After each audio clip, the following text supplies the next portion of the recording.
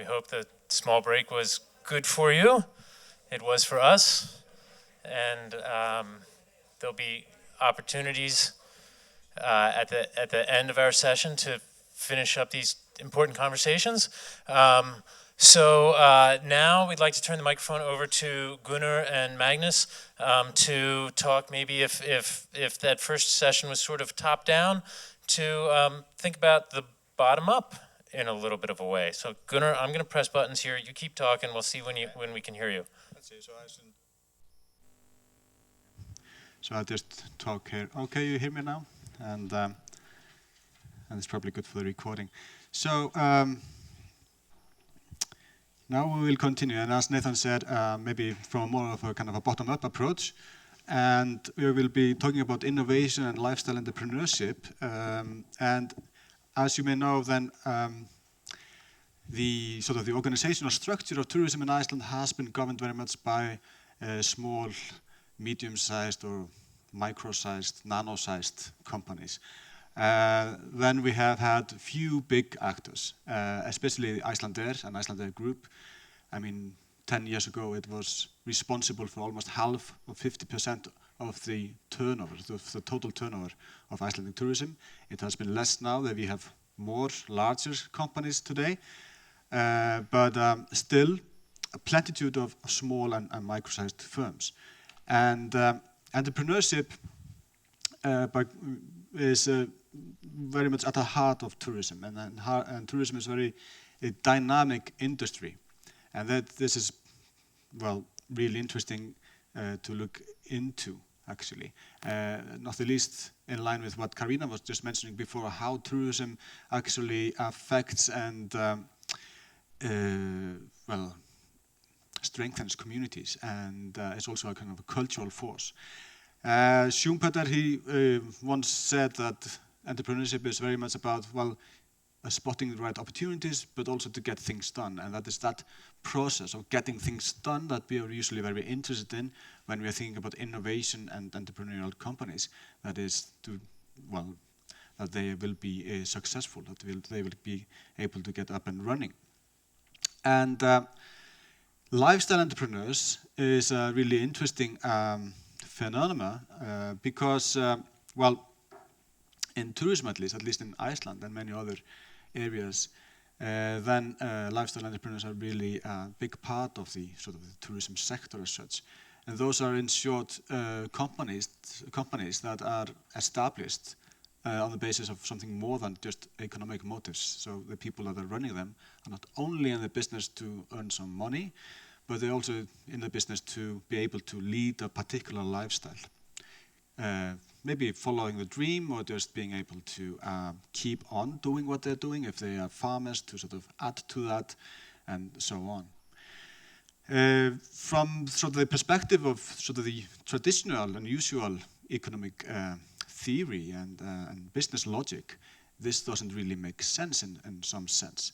And lifestyle entrepreneurs are often criticized for being sort of, well, actually lagging behind others.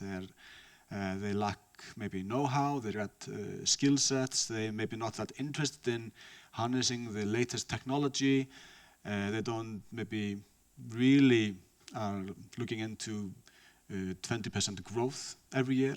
That's not their goal, rather to keep on what they already have, and so on. But research has also shown that these actors are really, really important in many ways, and not only in tourism, in other sectors as well. Often, those are the ones that are the pioneers, that maybe start something completely new in a particular setting or area, exactly because they are not only thinking about the money. So they are actually sometimes capable of taking the sort of the not that logical decisions and follow or pursue the dream. Also, what is really important when we're talking about tourism and community development is that these actors are, well, more often than not, very embedded in local culture. So they are often, well, they have some responsibility towards their communities, and that's often a big part of the business, sort of to give something and and lead to a growth not only of their business as such, but also of the community and society. So that sort of these things sort of are balancing there. And Maggie, you will take over for a while. Yes, thank you, Gunnar. I'm just going to give you a few examples of how this is working in Iceland, or some entities that has been sort of evolving or emerging, if you like. Icelandic Startups is one. This is founded by two friends that came out of uni, and they decided that they wanted to start a company. But they didn't have, as entrepreneurs, didn't have the know-how to do the business plan, didn't have the sort of right connections, how to do a website and whatever. So they started seeking online, they started seeking with mentors, they started seeking through sort of friends and family, and how do we do this, get funding, where do we go? And they sort of started their company, and it was quite successful, and still is. But then they said, well, let's give something back. Let's gather this information that we had struggled finding, because at that time there was no sort of platform for innovation or entrepreneurs to sort of get the knowledge needed. And they started a company basically teaching. It was governed by the university for a while at least, well still is, but in different methods. It was an independent unit, but governed by the Icelandic University. And their service was free. They said, let's give this back. We had problems, let's fix other people's problems. This then merged with another company, another entity which was formed in the Reykjavik University, alongside some privately owned companies. So it's merged into Icelandic Startups. Say, let's not be spread. Let's work together on this. It's still free and still owned by the two universities, plus a few private enterprises. And they are sort of assisting entrepreneurs in Iceland. They started with not in tourism, because tourism back then wasn't an issue. By then there was about 100,000 tourists in Iceland, which is similar to or just over land tourists in Greenland now. So you can imagine the boom that you're going to have hopefully soon, but be ready for.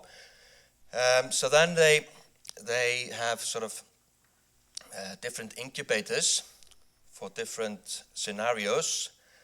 And 4 years ago, rather than 5 years ago, they started this Startup Tourism as an entity for entrepreneurs in tourism only. And they have certain criteria where they select. They basically have applications, and they select 10 teams. And those 10 teams with an idea, it doesn't have to be perfect, there's no business plan involved as such. It's just a sort of where do you want to take this, where do you want to go, an application of a one-pager and that sort of thing. So it doesn't have to be complicated.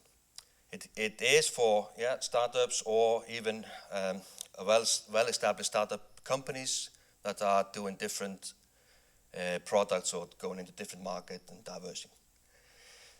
So these 10 teams, or 10 individuals, right, 10 ideas, they get a working space, a mentoring, and access to business angels and financial support and all the rest of it for 10 weeks. For them just to sort of crunch the idea with support and to take things forward, to transfer knowledge basically. And I've been fortunate enough to be a mentor there for the whole 4 years or 5 years, I can't remember. And this is absolutely fantastic work that they're doing. After the 10 weeks, there's like a big banquet, if you like, where foreign investors come and they sort of see the presentations, the elevator speech, as you probably heard something of the term, where the teams or the entities sort of present their idea, and few of them got a good financer backing them. Just some sort of give you an example. This is Pink Iceland. You can find all these online, and you have the presentation as well when this is done. So this focuses on gay marriages in Iceland, sort of a niche market. There's a stand-up paddle in Iceland. This girl actually, when she entered her application to the incubator, she said, "Well, I'm moving to Akureyri, and I've got nothing to do. So what do I love to do? I love to stand up paddling. So I'll start a company doing that." This is Nordic Green Travel. Their speciality is basically that they neutralize your emission during your stay and travel to and from Iceland by planting trees. And you can actually go and plant the tree yourself, or trees, if you would. This is Havari, southeast of the country. This is the only vegetarian hot dogs, called pulsur, not pulsur. And Prince Polo, which is a famous singer-songwriter in Iceland. Handpicked. This woman actually, she's been traveling around Iceland since she was a kid, and she's basically mapped out the whole of her restaurant area, the recreational area, where to go. Done some pricing analysis. She's done some what's good for kids, what not, what's good for this vegetarian, what not, and all the rest of it. So she's like and this is, or you can buy into it, but it is for free. She's just sharing experience basically. And there's a lot more. 10 times 4, that's about 40. So it's 40 or 50 entities that's been produced into the market. And they have now a 78% success rate. So that's about 34 are still running. Out of interest, and because I've been working in Greenland for a few years back in the days, and I know some good people in Greenland, we got talking about this incubator. And I approached the CEO of Icelandic startups to say, "Hey, can we do something with Greenland as well?" It's not secure, but there is will to secure 1 or 2 spots for Greenland entrepreneurs to enter the sort of the competition, if you like, or the 10-week incubator. We need to find a little bit of money for it, to finance it, from here, of course, but I'm sure we'll get there. So maybe next year there will be 11 or 12 companies in this, and 1 Greenlandic or 2. Just a very quick overview of the sort of investment in Iceland. You've probably seen this if you're into this here is called the Valley of Death, where basically it's a make or break for companies if they survive or not, usually with little or no investment. This is the investment sort of landscape today, but 10 years ago, or even 5 years ago, there was no investor in Iceland until here. Now, they're becoming sort of established investors, willing to invest in the very, very early stages. And that's only because they believe that tourism is going to happen more. It's not going to grow by 20-odd%, but it's going to be there as an industry. And this is all hosted within the Icelandic tourism cluster, which again, like the task force in a little bit, is the sort of get together of everybody, the platform to speak, to work together, to sort of where do we take it from here, where do we move on? And over to Gunnar again. Yeah, because one of those goals of the cluster is the last one here, regional development and networking, and we thought that we should maybe share with you a very briefly one example of entrepreneur and cultural tourism, which has sort of somehow they survived the Valleydöð and all that, and actually has had a lot of influence in the community, not the least. And it's also sort of telling and sort of underlines some of the challenges but also opportunities of entrepreneurship and lifestyle entrepreneurship. So we're going to Strandir region, which is in the Westfjords in Iceland. And this is a story about the Witchcraft Museum. I don't know if anybody of you have been there on a visit, but it's basically a museum on witchcraft. And this is a story, in a way, you can tell it in different ways, but at least these are sort of the three of the main actors. We have Jón, who is the ethnologist, Siggi, who is, or was, he's recently passed away. He was sort of the performer and curator of the museum for many years. And then Magnus was an historian. All local guys working in the area, originating from there. And they formed a company called Strandagaldur, which was not necessarily about tourism in the beginning, but rather sort of an idea to sort of do something in the area of culture and research, knowledge making in the area. And this is kind of a typical fishing village, Hólmavík, and where people relied very much on fisheries. They established this museum in 2000, and then as a kind of another exhibition called the Sorcerer's Cottage in 2005. And what is interesting with this museum is that it is based very much on hard data, on knowledge, on research about the history of witchcraft and witch burning in Iceland from the mid-17th century.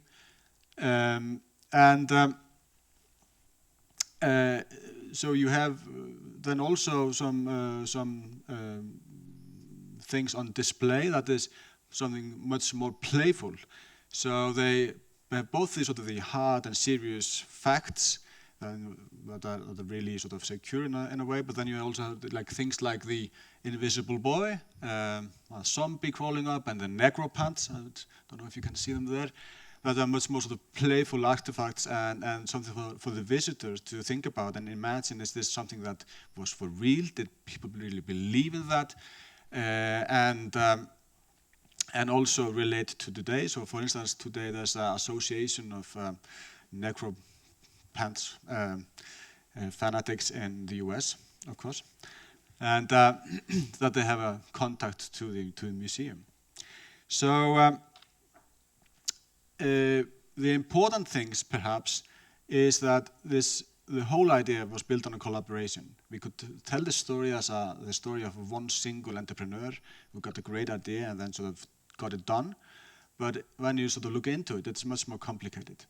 So actually, Jón, the ethnologist, when he was a university student, he got a grant to travel the region and sort of think about ways to sort of build up something around cultural tourism. And there were some farmers in the area that mentioned this history of witchcraft and witch burning, and he of course knew of that in the history, but this was kind of a such, it's kind of a taboo still in the region. But they sort of started to work with that with others, and throughout, like from year 2000 when they were starting working on this, they have always underlined that this is not their idea, this is an idea from the community, but they are the ones that are sort of trying to make it happen. And so that's why I mentioned social capital here, because it's so important, this social networking, that they are able, or were able to convince people in their neighborhood that this was a good idea, and then that they would support them. They also, in their exhibition, they are playing with this entanglement or this connection between nature and culture. So they are sort of pointing towards the nature, the immediate nature outside of the museum's wall, and relating to the cultural traditions of the area, but also those traditions and histories and science of the time of the Middle Ages, the 16th century. Last but not least, they were also really clever. In that sense, they were able to harness and connect to the political discourse at that time, where there was kind of an increasing interest in cultural tourism on the side of the politicians that had actually some funding. So they were able to tap in on some funding. And of course, that matters as well. So different things that matters. If we would only evaluate this example, this example of the Witchcraft Museum on the basis of economic logic and how much profit they have made, it's probably a rather weak example because it's not huge profit. They are not making a lot of money. They've been able to running, and they have not been they're not gone bankrupt, but it's not much more. So in some sense, you could say that, okay, is this a weak base for development? I don't know. But however, when you're talking to people in the village, then everybody said, okay, this is basically a turning point for our village. This is something to be proud of and has had a really strong socio-cultural impact. So the kids in the village, they see that there's something valuable in this region, something to work with and something to create jobs out of that are interesting, that are in other ways than the fisheries, the usual jobs. But it is also really evident that entrepreneurs like these need flexible support system. And that's one of the challenges that we have had in Iceland, that sometimes it's like one size fits all when it comes to support from the capital area. And it's not necessarily like that. So we need to work on that, for instance. And then, of course, you need the infrastructure. You need the education and training. You need the skill set. And that's a constant challenge to provide that out in the rural areas. And lastly, but not least, creativity is sort of at the heart of this. To be creative, to get great ideas and to get them done. So, that's it. I hope you have still some time to talk. Thank you.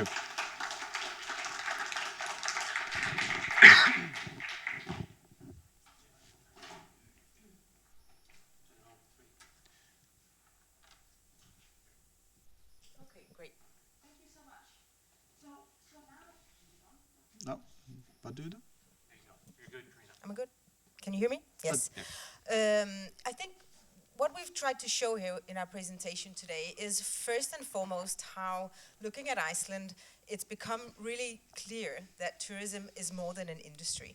That while it has had, of course, deep repercussions economically in a positive way, it's also had a deep impact on the social fabric and the way that Iceland is perceived by others, by Icelanders, and so how they're definitely changing Iceland fundamentally. So we can see that it's been able, tourism is able to activate communities, as the Strandir example is really good at illustrating. It also, of course, poses environmental, social and cultural challenges. So there's been a number of ideas proposed today. So for instance, how a task force or another way of organizing tourism across in networks or some kind of cluster or whatever can perhaps help strengthen collaboration and coordination. There's also been talks of how we can use data, collecting more information to inform decision making and strategizing. And also not only to collect data, but to make it actionable. So we're now having these ongoing conversations with tourism actors in Greenland. We've been here a couple of days. We'll be leaving for Ilisimatusarfik tomorrow. And so what I hope we'll have just a few minutes to talk about here is that how does these Icelandic insights seem insightful, useful in a Greenlandic context? Is this something that translates into a reality here? Is it something that is inspirational? Is it pro or con? Or what are your thoughts about some of these ideas that have been presented for you today? So if you have insights or questions that you want to share, we'd be most willing to hear them.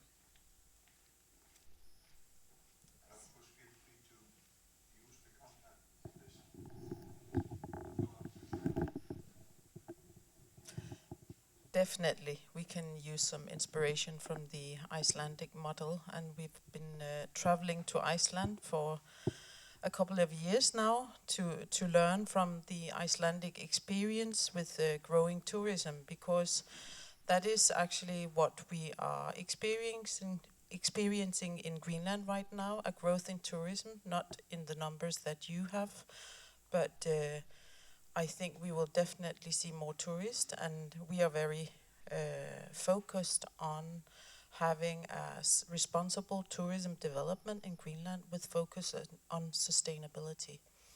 And also from your presentations today, I think the task force is really relevant, because it's not, you have to view tourism as a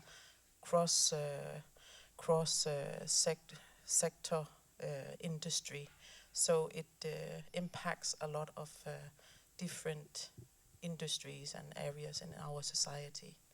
So we are just, Visit Greenland is just in the middle of creating the new strategy, and we have had a lot of focus group meetings with different parties and the DMOs and some of our most relevant partners. Yeah.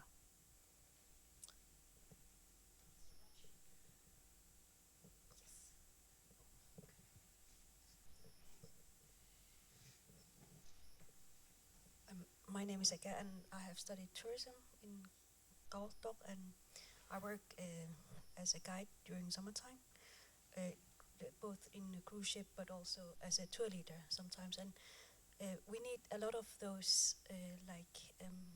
infrastructure, even toilets. So it's good. It's good to hear that.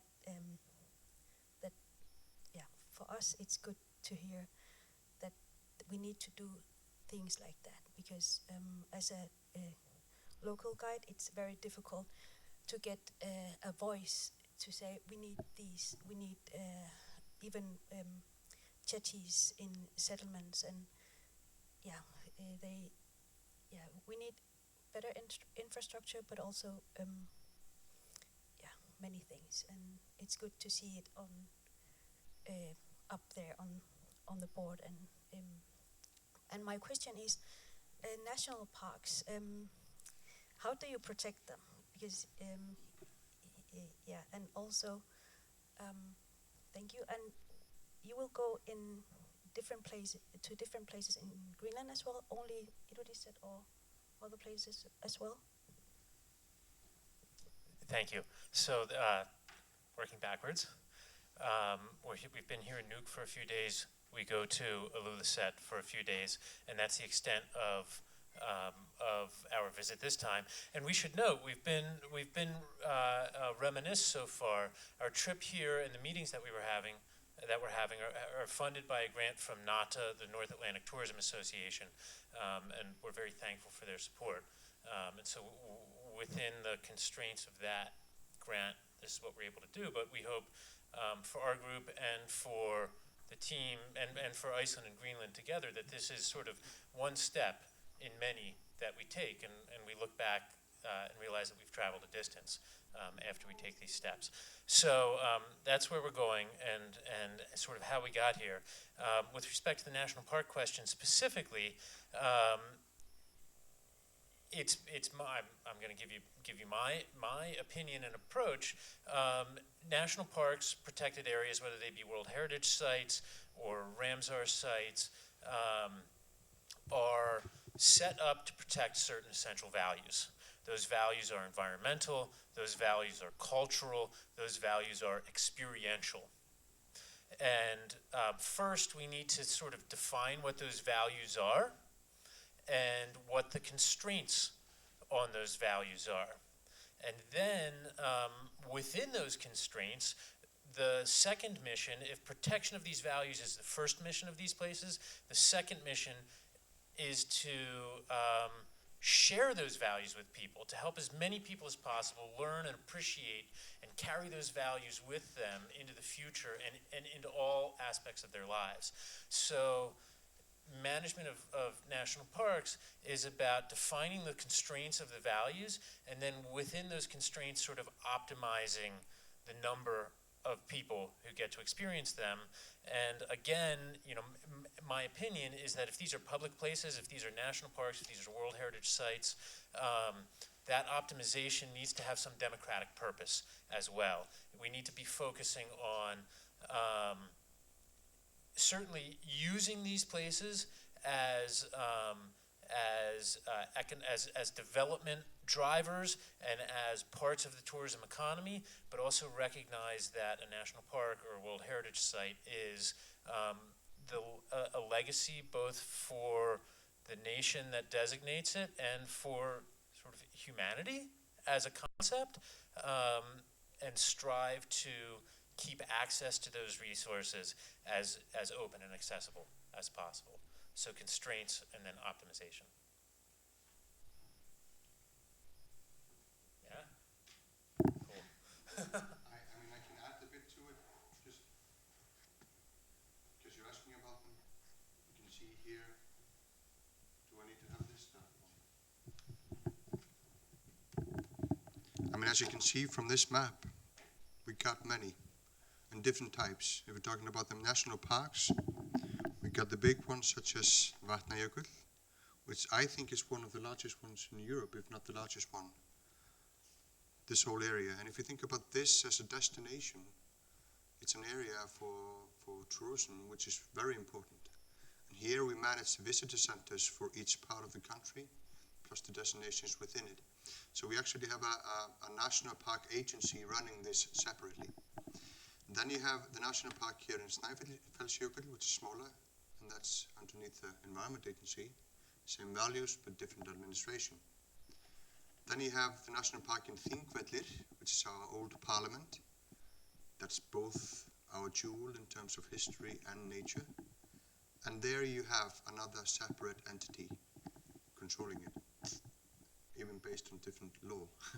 Just to give you a practical insight into this. And you see all the others are protected sites as well.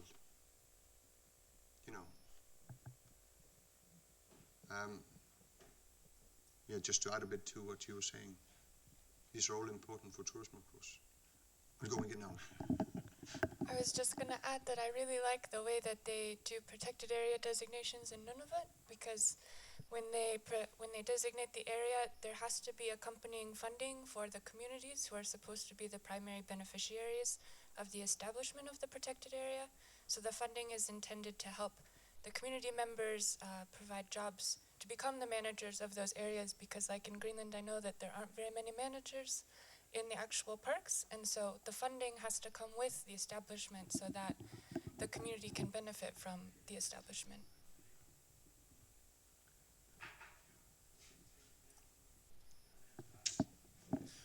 We're about at the end of our time. Does anybody have any, from the audience, have any closing words, questions, or comments they'd like to share? Yeah? Just a very short one. Regarding the startups, the part of the presentation, I think it's a great idea, and Greenland should be inspired by this. However, something that we overlooked here is the issue of labor. And probably, as you know, Greenland has this problem, that the lack of skilled labor, not only skilled labor, unskilled labor.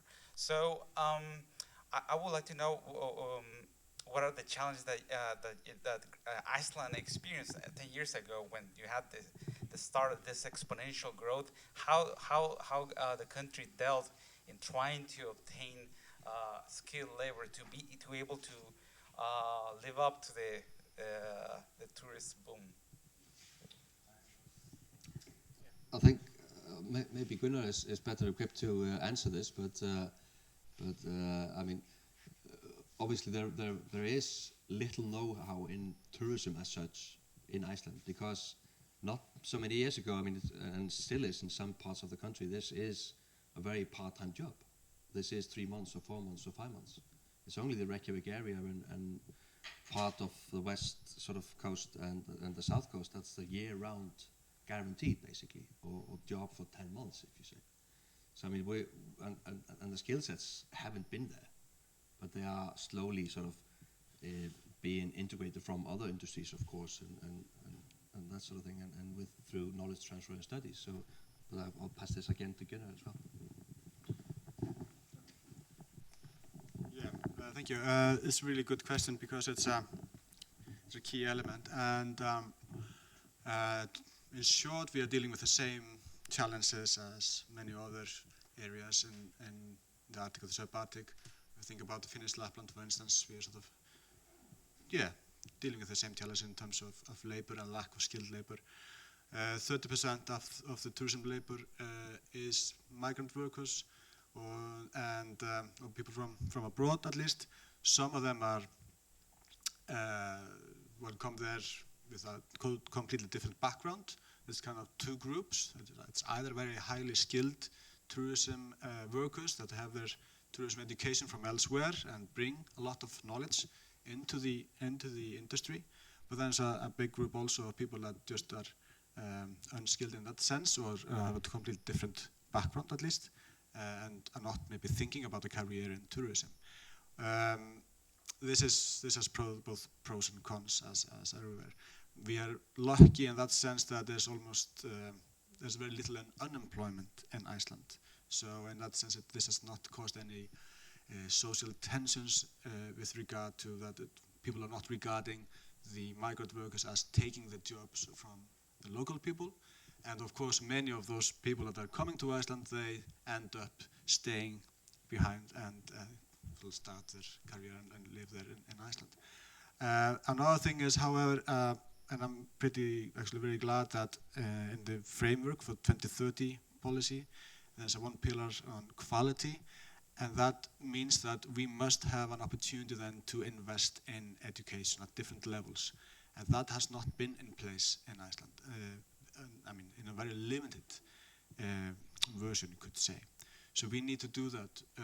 This change from being a kind of a resource-based economy into a service-based economy has happened in a very short period of time, and we need to educate our labor force, our youth, in different ways now for this industry and also for the 21st century. So hopefully we will be able to do that. Would you like to add? I just want to add a few sentences. Is it on? Okay. I just want to add a few sentences. One is that it's also positive to have a buffer. When there's a lot of growth, I think it's natural that you're getting an influx of people that are there for 3 to 6 months within the industry. And to have the fluctuations within tourism, it's also positive that we have this percentage of labor force coming in. The challenge is authenticity of the destination. If you come to Iceland and you only meet an Irish bartender, a guide from Czechland, and so on, you lose kind of the authenticity of the destination. So that's a challenge that we have to deal with in some ways. But then the third thing that I want to add here, even though it's a part-time job, it brings a lot of benefits into areas and even into periphery areas where you are a farmer, but you also have a guest house, and you also bring tourists into different locations. So even though it's a part-time job, it's adding to what you're already doing. So the traditional and cultural use of land is still there. You're still doing your core job as a farmer, for example, but you're doing tourism as well as an addition there. And I think this is very important for many of the regions. Okay, excellent. You've been a wonderful audience. Thank you for joining us. Thank you for your great comments and questions. I'd like to thank my team members for your insightful thoughts and participation. We'll be here for another couple of minutes, some of us longer than others, so feel free to stay, enjoy some more coffee, and continue the conversation. Croissants. Thank you, Maggie. They've been harassing me about getting croissants all week. I thought that they were a nice touch. And they'll be gone by the end of the day. So thank you. Have a nice afternoon.